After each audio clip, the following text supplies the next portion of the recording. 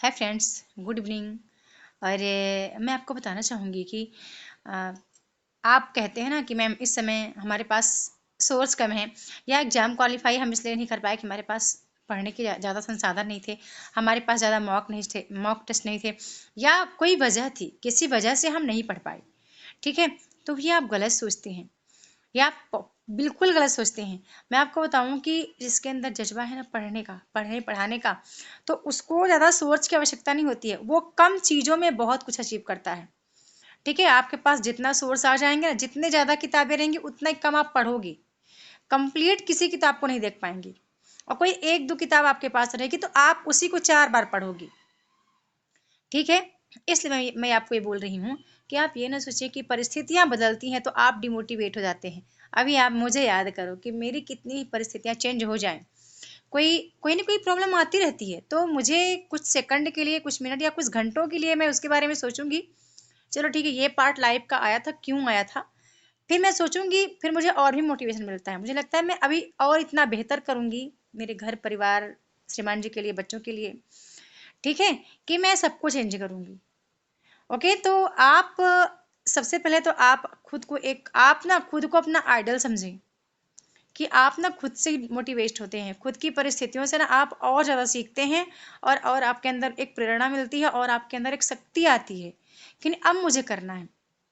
कई लोग हैं ना, जिससे बोलते हैं कि घर में कोई कुछ बोल देता है तो उस टाइम ज़्यादा बेहतर नहीं करने का सोचते हैं, वो फिर डिमोटिवेट हो जाएंगे, अब वो एग्जाम को डिले करेंगे, पोस्ट करेंगे, मतलब अभी मैं इस बार नहीं दूंगी, मैं अगले बार दूंगी, या बोलेंगे इस बार मैं अच्छे से तैयार नहीं हूँ, मैं अगले बार तैयारी करूंगी।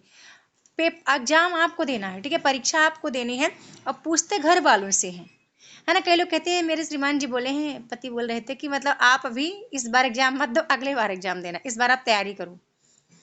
ठीक है, तो परीक्षा किसको देना है, अब उसी चीज को आप ना चाहे तो 3 महीने में अच्छे से पढ़ो, चाहे तो हो सके तो 2 महीने में अच्छे से पढ़ो, या तो उसी चीज को 15 दिन में अच्छे से पढ़ लो। ठीक है, पढ़ना आपको है, पेपर आपको देना है, सलाह आप दूसरों से लेते हैं।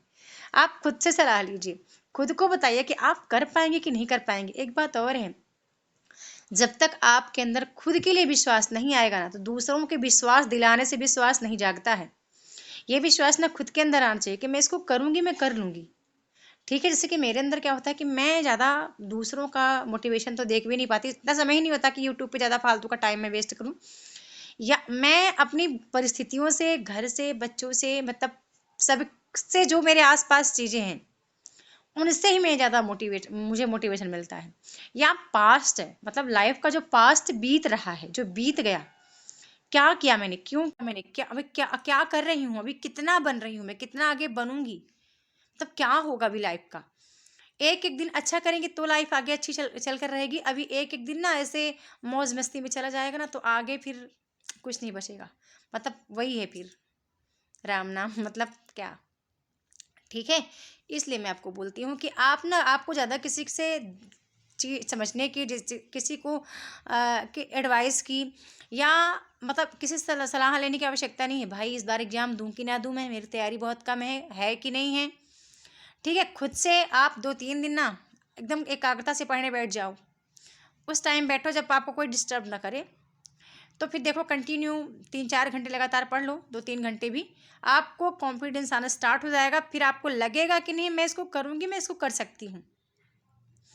ठीक है, और एक बात और है, मैं आपको आखिरी बार और कह रही हूँ, ज़्यादा सोर्स मत रखें, जितना ज़्यादा संसाधन आप रखेंगे ना स्टडी का, उतना ही नहीं पढ़ पाएंगे।